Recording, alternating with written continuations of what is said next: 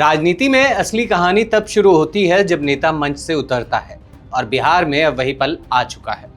नीतीश कुमार दिल्ली की तरफ बढ़ रहे हैं, लेकिन असली सवाल ये नहीं कि वो कहां जा रहे हैं। असली सवाल ये है कि उनके जाने के बाद बिहार में कौन बचेगा और कौन बचेगा ही नहीं, और उससे भी बड़ा सवाल ये है कि क्या उनकी विरासत सुरक्षित रहेगी।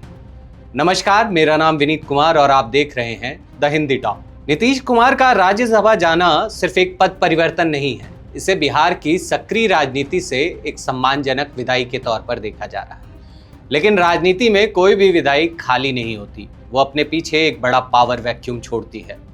और अब वही वैक्यूम बिहार की राजनीति को रीशेप करने वाला है, क्योंकि नीतीश सिर्फ एक मुख्यमंत्री नहीं थे, वो एक सिस्टम थे और अब उस सिस्टम को संभालने की जिम्मेदारी अगली पीढ़ी के कंधों पर डाल दी गई है। यहीं से एंट्री होती है निशांत कुमार की। शांत सादगी भरी जिंदगी जीने वाले निशांत अब सीधे सत्ता के सेंटर में लाए जा रहे हैं। जेडीयू की सदस्यता ले चुके हैं और चर्चा है कि जल्द ही डिप्टी सीएम के तौर पर उनकी ताजपोशी हो सकती है। लेकिन राजनीति सिर्फ पद से नहीं चलती, राजनीति चलती है पकड़, अनुभव और नेटवर्क से, और यही तीनों चीजें इस वक्त उनके लिए सबसे बड़ी चुनौती बन चुके हैं।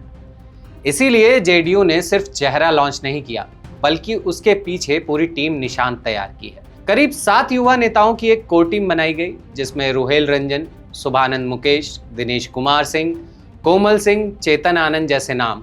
इनका काम सिर्फ साथ देना नहीं, बल्कि निशांत को राजनीति की ग्राउंड रियलिटी सिखाना है। साथ ही परिवार के भीतर से भी एक सपोर्ट सिस्टम बनाया गया है, जिसमें मनीष और अनुराग जैसे करीबी लोग उन्हें लगातार गाइड करेंगे। यानी ये सिर्फ पॉलिटिकल एंट्री नहीं, एक स्ट्रक्चर्ड ग्रूमिंग प्रोजेक्ट है।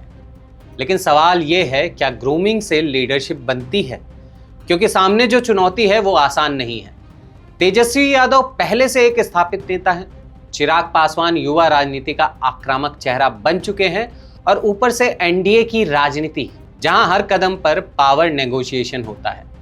यानी निशांत को एक साथ 3 मोर्चों पर खुद को साबित करना होगा, पार्टी के अंदर, विपक्ष के सामने और सहयोगियों के बीच। अब जरा जेडीयू के अंदर के पावर गेम को भी समझिए। निशांत की एंट्री का मतलब सिर्फ नया चेहरा नहीं, बल्कि ओल्ड गार्ड का धीरे धीरे एग्जिट भी है।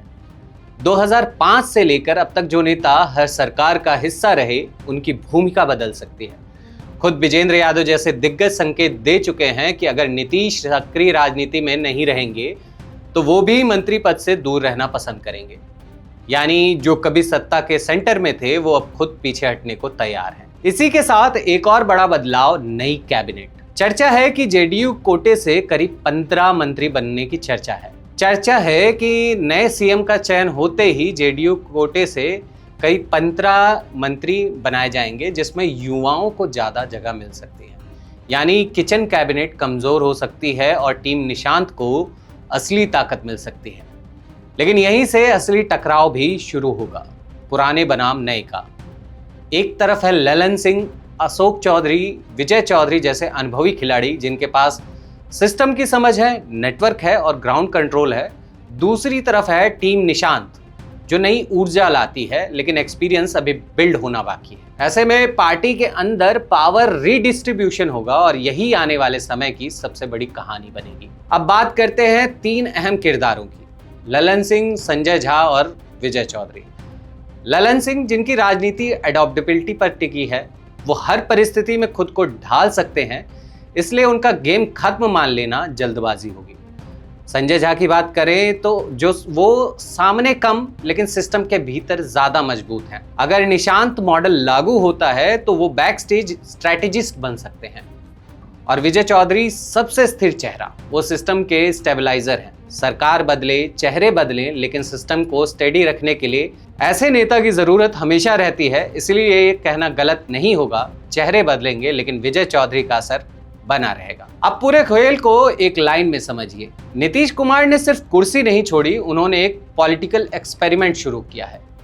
एक तरफ युवा चेहरा निशांत कुमार, दूसरी तरफ अनुभवी बैकएंड पुराने नेता, और बीच में एनडीए की जटिल पावर पॉलिटिक्स। तो अब सवाल ये नहीं कि निशांत डिप्टी सीएम बनेंगे या नहीं, सवाल ये है क्या वो नीतीश कुमार बन पाएंगे। क्योंकि राजनीति में विरासत मिलती जरूर है, लेकिन उसे संभालना पड़ता है और बिहार में ये अगली सबसे बड़ी लड़ाई अब शुरू हो चुकी है। और याद रखिए, कुर्सी बदलती है लेकिन असली खेल कंट्रोल का होता है और अब ये कंट्रोल किसके हाथ में जाएगा, यही बिहार की अगली बड़ी कहानी बनेगी। आप इस बारे में क्या सोचते हैं? अपनी राय हमें कमेंट में ज़रूर बताएं और ऐसी ही वीडियोस को देखने के लिए हमारे चैनल द हिंदी टॉप को सब्सक्राइब करें। धन्यवाद।